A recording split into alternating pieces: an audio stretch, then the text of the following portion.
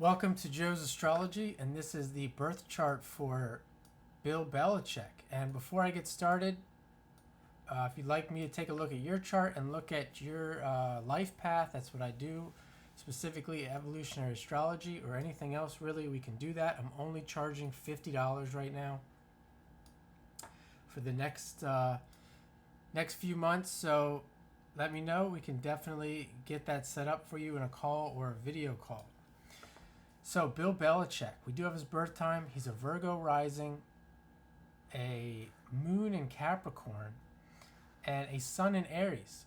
And I just did Deion Sanders' chart, if you haven't seen that. He's a Sun in Leo with Jupiter. And here is another larger-than-life figure, Bill Belichick, who has this Sun Jupiter. And one thing I didn't mention is that he's a coach. And Jupiter's often the teacher aspect or the teacher planet in astrology. And here it is with the sun, and he has been a coach slash teacher for a long time. But what I want to look at before anything else, this girlfriend, this young girlfriend that Belichick has, and he would. It's not just because he's, say, rich and famous. He would have a young girlfriend, and here's why. Right here's the first thing we're going to look at. This Venus Mercury in Aries in the 7th house. Here's the 7th house cusp. Here's the 8th house cusp. And we have Venus in the 7th in Aries. So what's Venus in the 7th? Well, Venus in the 7th usually brings, we could say, brings good fortune or good luck or beautiful, in this case, beautiful women into the life for relationships, or we could say marriages, etc., things like that. And in his case, it's going to bring beautiful women, and not just beautiful women, but young beautiful women, because Venus is in Aries, and Aries is the and you can see he is the Aries Sun as well. So Aries is the youthful sign of the zodiac, and this would be someone who, despite his age, despite what he looks like, he would want to be around youthful type things, just like football, athletics, coaching football around youthful people, because he is an Aries. And I know this partially because I have the sun in the first house. And in some ways, I feel the same way. I enjoy being around younger people rather than older people, or at least find myself around younger people. And that's probably more appropriate, and really can't blame this guy, because this is kind of how it works. You find yourself in these situations, and if you enjoy them, you like them, you roll with it. And he has not only that, but Mercury's also there. Mercury's also a planet that has to do with youth. Mercury, the ruler of Gemini, the ruler of Virgo, and that's the ruler of his chart as well. They're in the 7th. So because it's the ruler of his chart, this Virgo here, it's very important. So if we look at the combination between the Mercury and the Venus and the Aries and the 7th, this is definitely a strong indicator that he is going to be in a relationship with a young, beautiful person in the life. And we even see the Mercury's retrograde, and the retrograde can show redoing something, so there could be some reason that he's in a relationship with this person. It also can point to Uranus right here. Uranus that rules Aquarius, and because it's conjunct Venus, Venus is inadvertently retrograde as well, which could also point to these unusual relationships, because Uranus is an indicator of unusual or uncommon things in the life. And what do we know? That Uranus is squaring the Venus almost exactly. That Venus and Mercury. And it's in the 10th. And to have Uranus in the 10th, we see this is the 10th house cusp here. To have Uranus in the 10th really shows that you what you look like to the public is going to be very Uranian. This is what the public sees here in the 10th. They don't always necessarily see what is, say, down here in the 4th, which I don't know if I'll get into that, but we see here, what they see is that he's a Uranian type person. The ruler of the 10th there is Mercury. Again, this Mercury, Venus, Aries can also really indicate, as I said, it's not just the relationships, the romantic relationships, but it's the personal relationships, the business relationships. And he has a lot of relationships as a coach with a lot of young people that he is coaching, that he has coached over the years, that he has counseled, etc.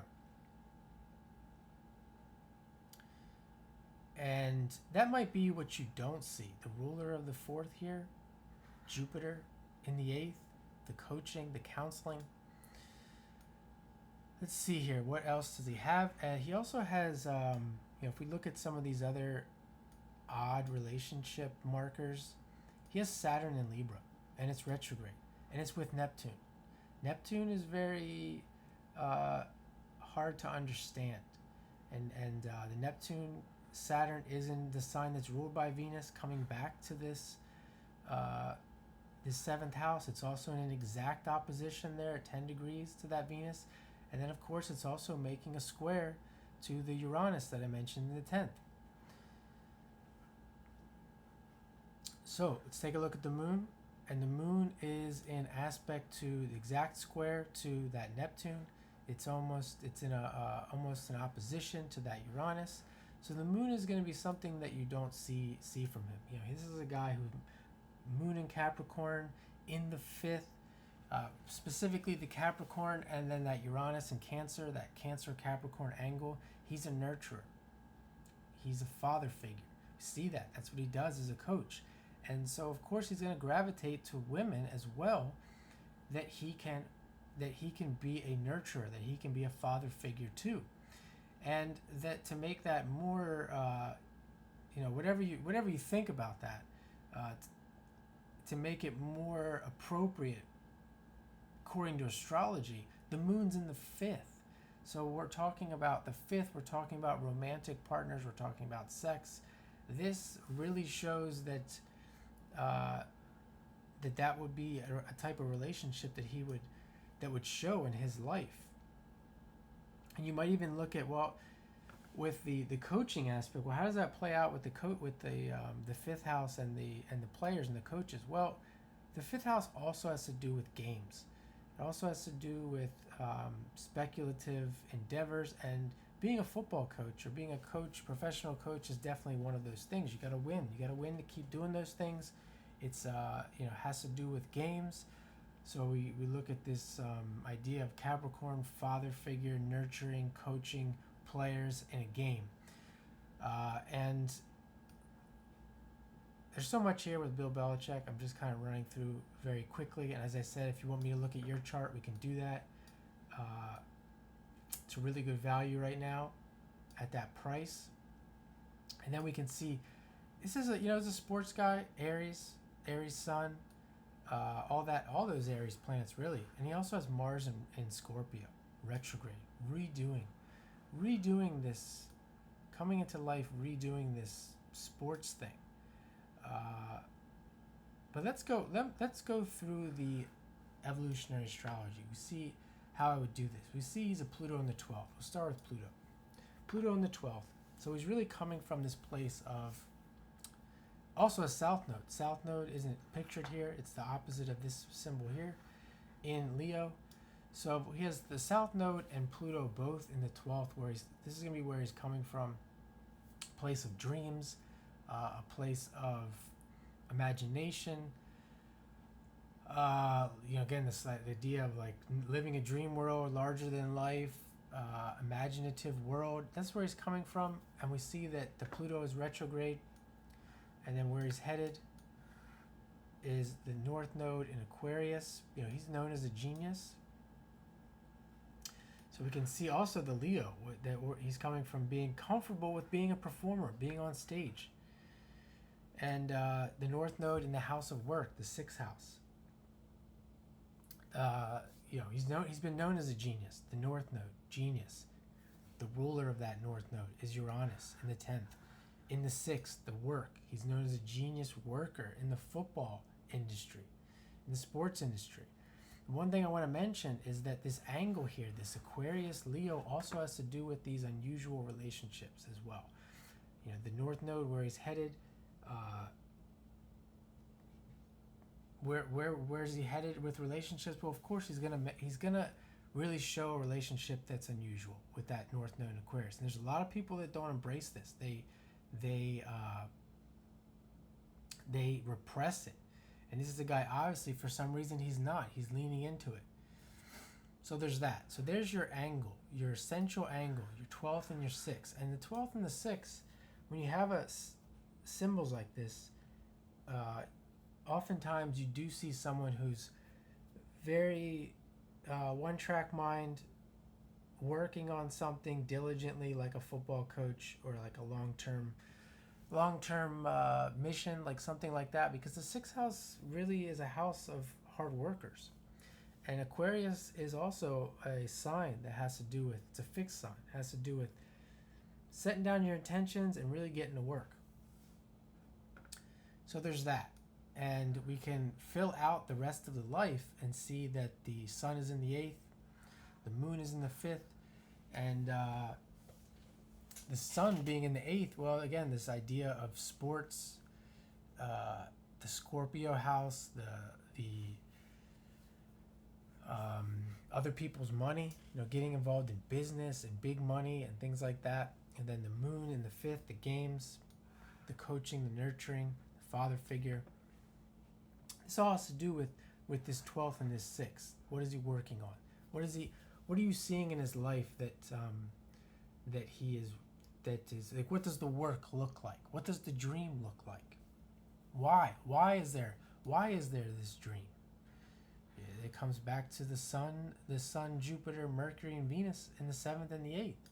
Well, maybe he's a guy that had this vision and fell in, got into football, and then realized that he could get this Venus. He could get Venus in the 7th, these beautiful women, by doing this job. Not going to get too much into that, but that's some things we can speculate here, looking at the chart. And some of the other things we can see that this node here, this North Node, 28 degrees, is being squared by the Mars, and really showing that there's a going back and forth between these two nodes. So we could look and see it. What would he be going back and forth with? And I'm not going to get into that in this video completely, other than he's maybe looking at the original dream, looking at the vision, and then putting in work, and then coming back to that, separating. You think of how this would make for a good coach when it comes to Mars. We see Mars is involved, where it's a guy that gets in, puts in the work, and during the season, and then during the off season, step back, plan, strategize, look at what went wrong, what can we do differently, who can we get, etc., and then come back to work and put it in practice, back in season. Having this back and forth there would really do well for him to really manifest this Sun, Jupiter in the 8th. However, from a psychological standpoint, it also could bring in never really having an end, a resolution to this North Node. There's always this doubt of is the work complete? It's never complete. So there's that. So again, if you're still with me, I can look at your chart, look at your life path, etc. For that good price right now. So if you're interested in that, let me know, and thanks for watching.